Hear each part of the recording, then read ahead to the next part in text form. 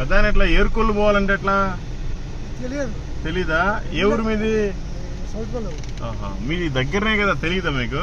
నేను కొత్త అనమాట, మాది అనసాగం. ఓకే. చదువుకున్నారా ఏమన్నా? ఇదిగో చదువుకోండి, దేవుడి మాటలు, మంచి మాటలు. యేసుక్రీస్తు మంచి దేవుడు, ఆయన మాటలు.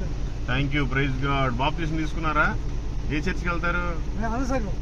ఓకే, మంచిది మంచిది. దేవుడు ఏమని చెప్పాడంటే సర్వలోకానికి వెళ్ళి సర్వ సృష్టికి సువార్తను ప్రకటించమని చెప్పాడు. అందుకని మేము అదే పనిగా తిరుగుతూ ఉంటాం.